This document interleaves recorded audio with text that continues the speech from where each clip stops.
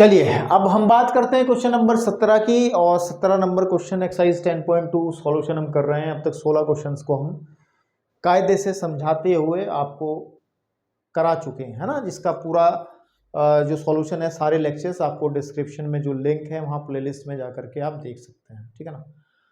तो चलिए 17 क्वेश्चन करते हैं, इसके बाद 17, 18, 19 और 20 इसमें 4 क्वेश्चन बचते हैं, ये इनको निपटाते हैं और एक्सरसाइज का फिर समापन हो जाएगा, ठीक है ना। तो देखिए क्या क्वेश्चन है, इसको थोड़ा सा अच्छा समझ लायक सवाल है। भाई साहब कह रहे हैं किसी दूध भंडार का स्वामी प्रति सप्ताह 980 लीटर दूध 14 रुपए प्रति लीटर के भाव से और 1220 लीटर दूध 16 रुपए प्रति भाव से बेच सकता है। मतलब दो कैटेगरी का दूध बेच रहा है वो, कि एक तो 14 रुपए प्रति लीटर के हिसाब से बेच रहा है और कुछ दूध वो 16 लीटर के हिसाब से 16 रुपए के हिसाब से बेच रहा है। इतना दूध तो बेच रहा है वो इतने रुपए के हिसाब से, और भाई इतना दूध बेच रहा है वो 16 रुपए के हिसाब से, कुछ फर्क होगा दूध में। अच्छा भाई साहब कह रहे हैं विक्रय मूल्य और मांग, ठीक है ना, विक्रय मूल्य और मांग।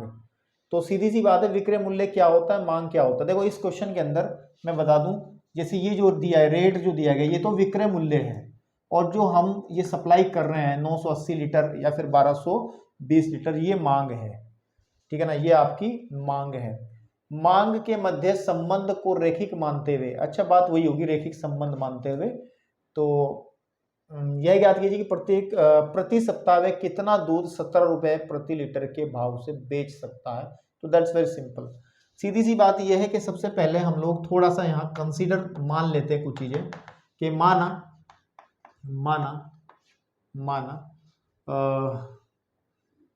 क्या लिखें, स्वामी लिखें, क्या लिखें, माना।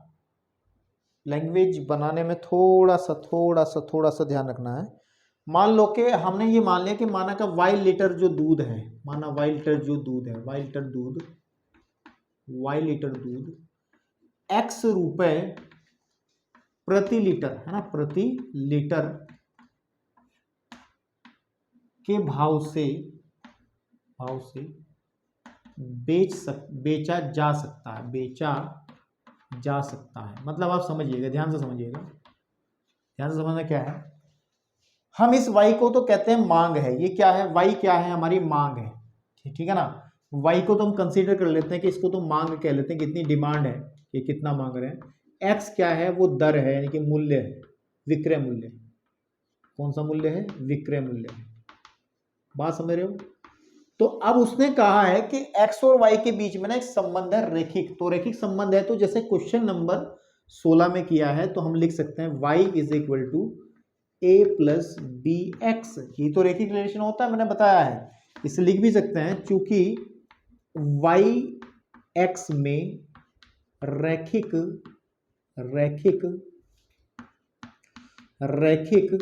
है ना संबंध है, रैखिक संबंध है, ठीक है, ऐसा करके। अब सुनो, अब कंडीशन इसको फर्स्ट मान लो आप, आंसर तो यहीं से आएगा। अब सुनो, पहली शर्त पे आ जाओ, जब हम y की वैल्यू रखते हैं 980, यदि y की वैल्यू हम रखते हैं 980 लीटर, ठीक है ना, तब रेट क्या लगता है, तब x कितना होता है, 14 रुपए, ठीक है ना। तो इसको ऊपर पुट करो, तो 980 is equal to a plus 14x, इसको इक्वेशन सेकंड कह लो। सेम करूंगा क्वेश्चन जो हमने भी करके आया था, ऐसे किया ना क्वेश्चन नंबर 16 भी, पिछले वाले लेक्चर का लास्ट क्वेश्चन जो था। अब दूसरी शर्त चलो, यदि हमारे पास y की वैल्यू हम कंसीडर, मांग जो है ना, वो 1220 लीटर की है, तो भाई साहब चेंज कर देते हैं रेट अपना, तो x कंसीडर कर लिया जाता है 16 रुपए। तो अब y का वैल्यू रखो 1220 बराबर a प्लस, है ना, इस वाले में रखते हैं ना, इस वाले में b x की वैल्यू आ जाएगी 16, है ना। तो हम ये कह देंगे यहाँ पे 16x, that is equation number 3। तो काम जो किया था क्वेश्चन इससे पहले वाले क्वेश्चन में, वही काम यहाँ भी करना है। तो अब क्वेश्चन को करने के लिए a b के मान निकालने हैं, इक्वेशन सेकंड और थर्ड को यूज कर लो, ठीक है ना। तो समीकरण सेकंड को ना ऊपर रख लो, समीकरण थर्ड को ऊपर रख लो, समीकरण थर्ड व समीकरण सेकंड से। तो जब हम बात करेंगे तो 1220 इज इक्वल टू आ जाएगा a प्लस 16x, और 16x नहीं 16b, और ये आ जाएगी 980 is equal to a plus 14b। तो दोनों को जब घटाएंगे तो ये कट जाएंगे और यहाँ पे आ जाएगा 0, और आपको पता ही है कि 12 में से 8 जाके बचते हैं 4, और 11 में से 9 जाके बचेंगे 2, इज इक्वल टू आ जाएगा हमारे पास में बेटा क्या आ जाएगा 2b, है ना। और ये b का जो मान है सीधी सीधी बात है वो 120 आ जाएगा। कितना आ जाएगा 120 आ जाएगा आपका b का मान, ठीक है ना। ओके चलो अब a का मान निकाल लेते हैं फ्रॉम द इक्वेशन सेकंड से कर लेते हैं, समीकरण सेकंड से। समीकरण सेकंड क्या है आपके पास में, वो है 980 is equal to a plus a का वैल्यू निकालना है और b का वैल्यू 14 है मल्टीप्लाइड बाय, अरे यहाँ भी तो b है ना, 14 है मल्टीप्लाइड बाय b की वैल्यू है 120। तो जब हम इसको सॉल्व करेंगे ना तो आपका आ जाएगा 980 is equal to a plus, और 12 दूनी 24 का 4 हासिल लगे 2, 12 के 12 2 हो गए 16, इतना, ठीक है जी आपके पास में। तो आप एक काम करो a का मान निकाल लो, a का मान आ जाएगा हमारे पास में कि 980 में से 1640 आप घटाइएगा, तो 1640 जब घटेगा ना 980 में से तो मेरे बेटे आ जाएगा 0, और आ जाएगा फिर 6, और यहाँ आ जाएगा 6, तो a इज इक्वल टू आ जाएगा 660, वो भी माइनस वाला, ठीक है ना आपके पास में। तब समीकरण 1 से अगर हम बात देखें, समीकरण 1 से तो y इज इक्वल टू कितना आ जाएगा अकॉर्डिंग टू दिस, a की वैल्यू है माइनस के 660, ठीक है ना, y की वैल्यू है माइनस के 660, ठीक है आपके पास में, प्लस b की वैल्यू 120 x। तो ये रिलेशन आ गया हमारे पास में, एक रिलेशन हमारे पास में ये आ गया। आंसर तो आपका यही है, ठीक है, आंसर तो आपका यही है, कंफर्म सी बात है। लेकिन अब हमें आगे की तरफ क्वेश्चन जो बढ़ना है लेकर के, जरा आंसर एक बार वेरीफाई कर लें पीछे क्या है। क्वेश्चन नंबर 17 10.2 है ना, 10.2 क्वेश्चन नंबर 17, कहाँ चलेगी आंसर सीट, आ जाओ।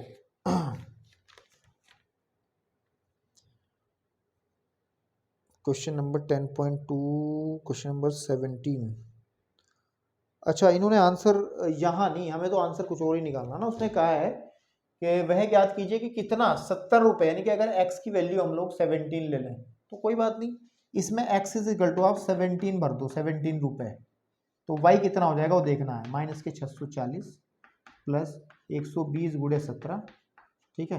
तो जब सॉल्व कर लेंगे तो यहाँ कर लो सॉल्व, थोड़ा यहाँ दिखेगा अभी आपको।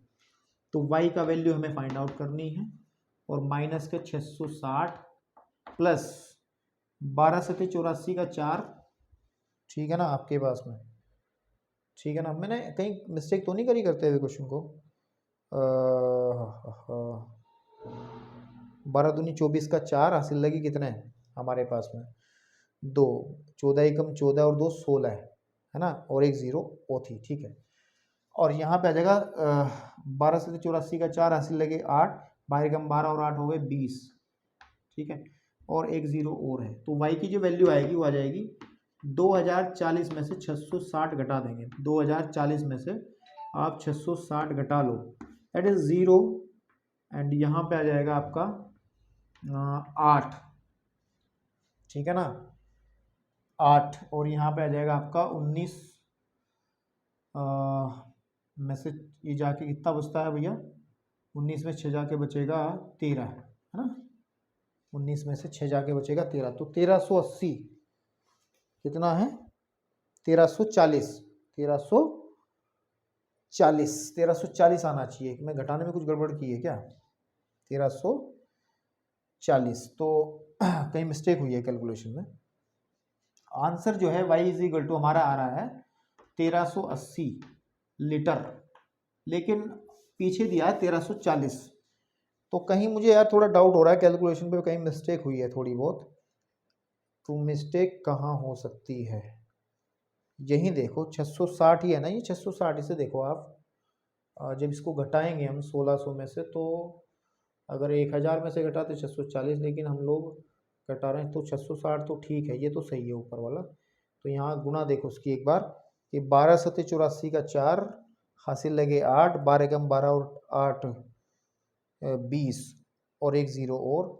तो अगर मैं 2040 में से सही तरीके से घटा लेता हूँ 660 को, तो एक बार ज़रा वीडियो को पॉज करके करता हूँ यार, बहुत टाइम लग जाएगा, नहीं तो आप कहोगे बड़ा लंबा खींच दिया क्वेश्चन। ठीक है ठीक है ठीक है ठीक है। मिस्टेक का जो काम शुरू हुआ था वो यहाँ हुआ था, देखो इसकी मल्टीप्लाई करो, 14 दूनी 28, 14 दूनी 28 का 8 आएगा यहाँ पे, 14 दूनी 28 का यहाँ पे क्या आएगा 8, ठीक है ना, यहाँ पे आएगा 8 आपके पास में। और फिर 14 ही कम 14 और एक 14 ही कम 14 और 2 16। अब ठीक है, यहाँ पे आ जाएगा 80। तो जब यहाँ 80 आएगा तो जब इसको घटाएंगे तो यहाँ पर हम ए की जो वैल्यू है वो क्या बचेगी, जब 1680 में से हम लोग 980 घटाएंगे तो 0 0 और ये आ जाएगा 700, ठीक है ना। तो यहाँ पे आ जाएगी पूरी वैल्यू आ जाएगी 700। तो यहाँ 700 आएगी तो यहाँ पे हम लोग यूज़ करेंगे 700। कितना यूज़ करेंगे 700। और जब 700 यूज़ करेंगे तो यहाँ पे भी हम लोग 700 ही यूज़ करेंगे, यहाँ पे भी हम 700 ही यूज़ करेंगे। तो उस हिसाब से तो हमारा आंसर उस हिसाब से तो हमारा आंसर सही आ रहा है। अब देखो, अब घटाओगे आप, अब आप घटा लोगे, जब आप घटाओगे तो अब आ जाएगा 1340, अब आराम से आ जाएगा, क्योंकि 1340 जब 2040 में से 700 घटता है तो 1340 ही बचता है, इतना कंफर्म है। 1340 लीटर जो है वो आपका आंसर बन जाएगा। ठीक है, चलिए अब बढ़ते हैं क्वेश्चन नंबर 18 की तरफ। चलिए क्वेश्चन नंबर 18 कॉन्सेप्ट वाइज अच्छा सवाल है, तो ध्यान से देखिएगा। क्या कह रहा है कि अक्षों के बीच, है ना, रेखाखंड का मध्य बिंदु। सीधी बात उसने क्या कहा होगा मैं बता रहा हूँ। ये अगर हमारे पास में एक्स अक्ष है और ये वाई अक्ष है, ये कोई रेखा इस तरीके से जा रही है, तो अक्षों के बीच रेखाखंड का मध्य बिंदु, अक्षों के बीच का जो हिस्सा है वो तो ये हिस्सा है ना। अगर आप इस पॉइंट को ए कह लो, इस पॉइंट को आप बी कह लो, तो ए बी जो है वो अक्षों के बीच का हिस्सा है। और इसका जो मध्य बिंदु कहीं ना कहीं यहाँ पर आपका P है, और P के कोऑर्डिनेट उसने a, b दिए हैं। तो दिखाइए कि जो रेखा का समीकरण होगा, इस रेखा AB का समीकरण होगा, वो होगा x/a + y/b = 2। तो आप ध्यान दो, हमने वो पढ़ा था अंतःखंड रूप इंट्रोडक्शन के अंदर, कि अगर कोई लाइन अक्षों पर ये वाला A अंतःखंड काटे, ये B अंतःखंड काटे, तो इसका जो इक्वेशन होता है वो होता है x/a and plus y/b is equal to 1 होता है। होता नहीं होता, लेकिन क्वेश्चन में ए बी यूज कर लिए, है ना, क्वेश्चन वाले ने ए बी पहले से यूज कर लिए। तो आप एक काम कर लो कि हम लोग मान लेते हैं, इसको हम h कह लेते हैं, इसको हम k कह लेते हैं। अगर यहाँ पर h अंतःखंड कटे, यहाँ पर k कटे, तो इक्वेशन बनेगा x/h plus y/k is equal to 1। ठीक है ना। तो आप एक काम करें, इसी को यूज करते हुए चलते हैं। देखो माना हल कर रहे हैं हम लोग, ठीक है। माना रेखाखंड अक्षों पर क्रमशः, अक्षों पर मतलब पहले एक्स एक्स और बाद में क्रमशः H तथा K अंतःखंड काटती है, तब रेखा का जो समीकरण है, रेखा ए बी कह दो मैं, है ना, चित्र से, ये चित्र से हमने ए बी लिया है, चित्र से ए बी का जो समीकरण होगा that is x/h plus y/k is equal to 1 होगा। इक्वेशन 1 बना के छोड़ दो, क्योंकि हमें तो आंसर में क्या लाना है, ए और बी लाना है। ठीक है ना, ये तो हमने एक फॉर्मूला लगाया है जो हमें पता थी इन्फॉर्मेशन। अब ध्यान से सुनो, और अगर कोई ध्यान दे, मैंने अभी जो लिखा है, इस वाली डिस्टेंस को मैंने h कहा है और इस वाली डिस्टेंस को मैंने k कहा है। तो मेरे भाई, मेरे बच्चों, इस a के निर्देशांक और इस b के निर्देशांक को बता सकता है क्या? ये h है ना, आपके पास में कितनी है, ये h है, तो ये आ जाएगी h,0। सीधी बात है, x एक्स पे कोई भी पॉइंट होगा उसमें h y का मान 0 होगा। यहाँ पे आएगी चौक ही छूट गई। तो यहाँ पर हमारे पास में जाएगा 0, K। ठीक है। अच्छा एक बात सुनो, मैं इसी को उठा लेता हूँ। मैं चित्र से ना थोड़ी सी कलाकारी करने के चक्कर में हूँ। इस पॉइंट को मैं ए कह लेता हूँ, मैं इस लाइन को जो है यहाँ से उठा करके यहाँ लगा लेता हूँ और यहाँ पे इसको बी कह देता हूँ। तो ये मेरा है H,0 और ये मेरा है K,0, चेक कर लो वही। और उसके कहीं बीच में एक पॉइंट P है विच इज A,B। कहीं बीच का मतलब नहीं, ये मध्य बिंदु है। और आपको पता है अगर ये इसका मध्य बिंदु है तो A का मान कितना होगा, x1 + y1/2 H प्लस, नहीं यार गलत कर दिया ना, 0, K है ना, H + 0/2 यानी कि A इज इक्वल हो जाएगा H/2। तो H का मान यहाँ से आ जाएगा 2A। क्या आ जाएगा, 2A। ऐसे ही B बराबर कितना हो जाएगा, B होगा आपके पास में 0 + K/2। ये ऐसा क्यों हो रहा है, मध्य बिंदु वाला फॉर्मूला लगा रहे हैं हम लोग। मध्य बिंदु वाला कौन सा फॉर्मूला, अगर इसके कोऑर्डिनेट x1, y1, इसके कोऑर्डिनेट x2, y2 हो तो मध्य बिंदु कैसे निकालते थे, x1 + x2 बटे 2, y1 + y2 बटे 2। बीच वाले पॉइंट ऐसे तो निकालते थे। तो मध्य बिंदु वाला कॉन्सेप्ट लगा रहे हैं इसके अंदर। ठीक है। तो यहां से आप 2b इज इक्वल टू आ जाएगा हमारे पास में 2b इज इक्वल टू आ जाएगा k, सीधी बात है, यानी k की वैल्यू आ गई 2b। अब जो ये h की वैल्यू और k की वैल्यू समीकरण 1 में रख दो। ठीक है ना। समीकरण 1 से हम लोग क्या कर सकते हैं, x/h की वैल्यू आ जाएगी 2a प्लस y/k की वैल्यू आ जाएगी 2b is equal to 1/2 common निकालो, अंदर बचेगा x/a plus y/b should be equal 1। तो 2 को उधर ले जाओ तो x/a plus y/b is equal to 2। यही हमें प्रूव करना था कि इसका इक्वेशन जो होगा वो ये होगा। ठीक है ना आपके पास में। चलिए बात करते हैं 19th क्वेश्चन की। चलिए क्वेश्चन नंबर 19 भी सेम कैटेगरी का सवाल है जो अभी मैंने आपके सामने 18वां सवाल 18 सवाल किया है। उसमें मध्य बिंदु कहा था, लेकिन इसमें अनुपात वाला फॉर्मूला, विभाजन सूत्र इसमें लग जाएगा। कि उसने कहा है कि अगर हमारे पास में कोई लाइन है, ये एक्स एक्स है, ये वाई एक्स है, अक्षों के बीच में जो हिस्सा काट रही है, ये ए बी हिस्सा काट रही है, तो इसमें एक पॉइंट आर है। देखो उसने कहा कि अक्षों के बीच एक रेखाखंड आर पॉइंट है, इस पर कहीं ना कहीं कोई पॉइंट आर है, जो रेखाखंड को 1:2 में, मान के चलो यहाँ पर कोई आर पॉइंट है H, K। ठीक है ना। जो इसको 1 अनुपात, ये वाला हिस्सा 1 है, वो वाला हिस्सा 2 है, के अनुपात में विभक्त करता है। तो उस ए बी का समीकरण बताना है। तो सीधी सी बात है, सपोज कर लो ये वाला जो अंतःखंड है वो ए है, ये वाला अंतःखंड आप क्या मान लें, बी है ना। तो आप मान लें, यहाँ पर हल करें सवाल को कि माना रेखाखंड ए बी अक्षों पर क्रमशः ए तथा बी अंतःखंड काटती है, तब रेखा ए बी का समीकरण, ए बी का जो समीकरण होगा अंतःखंड रूप के अनुसार x/a plus y/b is equal to 1 होगा। लेकिन हमें ए और बी में आंसर नहीं चाहिए, हमें एच और के में आंसर, क्योंकि ए और बी हमें दिए ही नहीं है। इसको इक्वेशन नंबर 1 बना के छोड़ दो।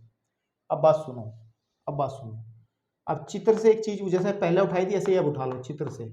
इस रेखाखंड ए बी को यहाँ बना लो, इस ए को यहाँ रख लो, इस बी को यहाँ रख लो, इसके बीच में कहीं आर एक पॉइंट है जिसके कोऑर्डिनेट H, K है, और ये इसको 1:2 में डिवाइड कर रहा है। ए के कोऑर्डिनेट लिख लो जरा क्या होंगे, और बी के कोऑर्डिनेट लिख लो क्या होंगे। तो अकॉर्डिंग टू दिस फिगर, तो ये डिस्टेंस ए है तो ये 1,0 हो जाएगा, और ये डिस्टेंस बी है तो ये 0,b हो जाएगा। सीधी सी बात है। तो ये आ जाएगा 1,0 और ये आ जाएगा b,0। ठीक है ना, 0,b। तो अब अनुपात देखो, विभाजन वाला सूत्र क्या कहता था, तो h बराबर किसके हो जाएगा, फॉर्मूला जो विभाजन वाला हम यूज करते थे। ठीक है ना, आप विभाजन वाला फॉर्मूला याद करो ना, अगर नहीं याद है तो ये, अगर ये x1, ये y1 है, और ये x2, y2 है, एक कोई पॉइंट हमारे पास में बीच में कोई पॉइंट P है जो इसको m1:m2 में डिवाइड करता है, तो इसके कोऑर्डिनेट जो हमारे P के कोऑर्डिनेट x y होते थे उसको हम x इज इक्वल टू निकालते थे x2m1 plus x1m2 upon m1 plus m2, and y can be find out by using y2m1 plus y2 y1 m2 upon m1 plus m2, ये विभाजन सूत्र था अंत विभाजन वाला, यही यूज करेंगे अकॉर्डिंग टू दिस। तो h क्या हो जाएगी आपके पास में, हो जाएगा ये x1, ये y1, ये x2 और ये y2। तो x2 m1 यानी कि 1 plus a into 2 upon 1 plus 3 1 plus 2, तो h इज इक्वल टू आ जाएगा हमारे पास में 2a अपॉन 3, तो a की वैल्यू निकाल लो 3a अपॉन 2, है ना, 3h अपॉन 2, 3h अपॉन 2, तो a का वैल्यू आ गया हमारा ये। उसी तरीके से हम लोग k को लिखेंगे, k इज व्हाट, k हो जाएगा हमारे पास में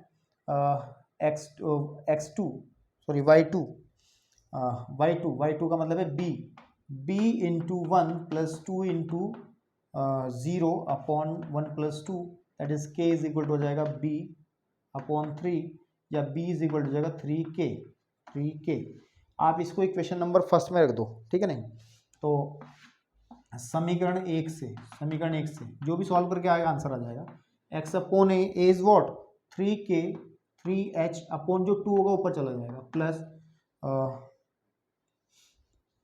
y अपॉन b का मतलब है कि y upon b is what 3k is equal to 1, 3 common निकाल लो तो 2x upon h plus y upon k, 1 upon 3 common निकाल लिया इज इक्वल टू 1, 3 को उधर ले जाओ तो आ जाएगा 2x upon h plus y upon k is equal to 3।